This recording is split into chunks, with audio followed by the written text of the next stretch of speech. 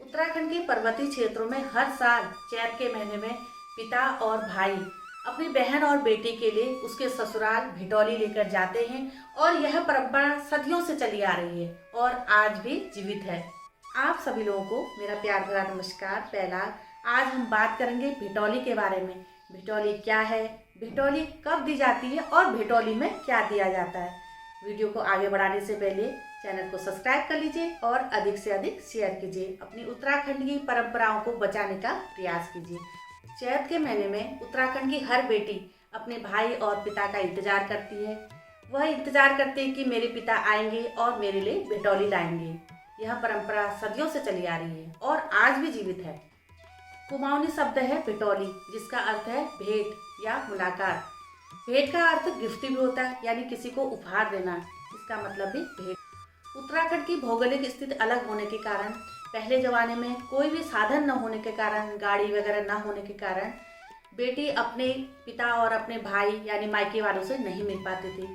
तो भिटौली के जरिए ही पिता और भाई, उनके माँ बाप जो है अपनी बेटी से मिलने के लिए ससुराल आया करते थे। एक तरह से भिटौली अपनी लड़की से मिलने के लिए, अपनी बेटी से मिलने के लिए, अपनी बहन से मिलने के लिए एक बहाना हुआ करता था। पहले ज़माने में जब भिटौला लेकर पिताजी और भाई आते थे तो उस दिन कुछ त्योहार का जैसा लगता था। सुबह से जब लड़की को भिटौला देने जाते थे, माँ सुबह उठकर विभिन्न प्रकार के पकवान बनाती थी। साई, पूरी, हलवा, खीर और भी कई तरह के पकवान बनाते थे और अपनी बेटी के लिए कपड़े भी रखे जाते थे, मिठाइयाँ रखी जाती थी। जो भी वो अपनी बेटी को भेंट स्वरूप देना चाहते थे यानी गिफ्ट देना चाहते थे, तो भिटौली के जरिए वे उसके ससुराल जाकर अपनी बेटी को दे देते थे। भाई बहन के इस अटूट प्रेम मिलन को ही भिटौली कहा जाता है। अब मैं आपको दो पंक्तियां सुना रही हूँ। जब आलो चैत को मैलो, मैले जूलू नान बैणी का घर, आस लागरौली मेरी बैणा, ददा आलो भिटौली ली बेरा। अर्थात जब चैत का महीना आएगा, मैं अपनी छोटी बहन के घर जाऊँगा भिटौली लेकर, और मेरी बहन आशा लगी होगी कि मेरा भाई आएगा और मेरा दादा आएगा भिटौली लेकर। उत्तराखंड की बेटी चाहे कितने भी बड़े घर में ब्याही गई हो, कितने भी संपन्न घर में ब्याही गई हो, लेकिन उसको अपने मायके की भिटौली का हमेशा ही इंतजार रहता है।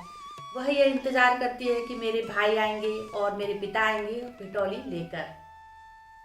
अब मैं उत्तराखंड की एक बेटी से बात कर रही हूँ कि उसको भिटौली का कितना इंतजार रहता है, चैत की भिटौली का उसको कितना इंतजार रहता है और वो क्या कहती है इसके बारे में आप भी सुनिए।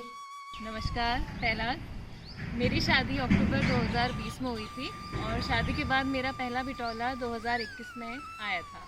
मेरे मम्मी पापा लोग लेके आए थे। उसमें जो हमारी पहाड़ी डिशेस होती हैं, पारंपरिक डिशेस होती हैं, सिंगल, पुए, मिठाई, साया और फ्रूट्स आए थे और मेरे लिए कपड़े और मुझे पैसे दिए थे। शादी के पहले भिटौला माघ और फागुन में आता है और उसके बाद जो आगे के भिटौले आते हैं, पूरी लाइफ टाइम जो भिटौले आते हैं वो आते हैं चैत के महीने में। पहले शादी से पहले मम्मी पापा लोगों को देखा था, बुआ लोगों को भिटौला देते हुए, तो मुझे भी लगता था कि जब मेरी शादी होगी तो मेरे लिए भी मम्मी पापा लोग भिटौला लेके आएंगे। फिर मेरी जब शादी हुई तब मुझे एक्चुअली रियलाइज़ हुआ कि कितना अच्छा लगता है जब मम्मी पापा लोग घर आते हैं, ससुराल आते हैं भिटौला लेके। तो फर्स्ट वाला भिटौला हर लड़की के लिए जो होता है बहुत स्पेशल होता है और उत्तराखंड की जो हर बेटी होती है, हर लड़की होती है, उसको अपनी भिटौले का बहुत इंतज़ार रहता है कि जैसे ही फूलदेई का दिन आता है, जिस दिन बेटियां चावल और फूल देवियों में चढ़ाती हैं, उस दिन से इंतज़ार हो जाता है कि कब हमारे घर में मम्मी भिटौला लेके आएंगी। अभी आपने सुना हमारे उत्तराखंड में उत्तराखंड की बेटियों को चैत के महीने में भिटौली का कितना इंतजार रहता है। आधुनिक जीवन शैली के चलते हुए आजकल यह परंपरा थोड़ी सी बदल गई है, क्योंकि पिता भाई अपनी बेटी से कभी भी भेंट कर सकते हैं। तरह तरह की गाड़ियाँ हो गई हैं, ट्रेन हो गई है, हवाई जहाज हो गए हैं और साथ में फ़ोन हो गया। इसके ज़रिए पिता और भाई हमेशा अपनी बहनों से बात कर लेते हैं, अपनी बेटियों से बात कर लेते हैं और यह परंपरा थोड़ी सी कम हो गई है। पहले जो है पकवान बना के लाते थे, मिठाई और पूरे वस्त्र यानी कपड़े लेकर आते थे पिता और भाई, लेकिन आजकल कई जगह गूगल पे कर देते हैं, कई जगह पैसे भिजवा देते हैं और अपनी बहन और बेटे से कह देते हैं कि तुम इससे मिठाई ले लेना और अपने लिए कपड़े ले लेना। जो भी है यह परंपरा आज भी हमारे उत्तराखंड में जीवित है। अब मैं अपना वीडियो यहीं पर समाप्त कर रही हूँ। अगले वीडियो में आपके सामने एक नई जानकारी लेकर आऊंगी। तब तक के लिए नमस्कार। पहला चैनल को सब्सक्राइब जरूर करें और अधिक से अधिक शेयर करें।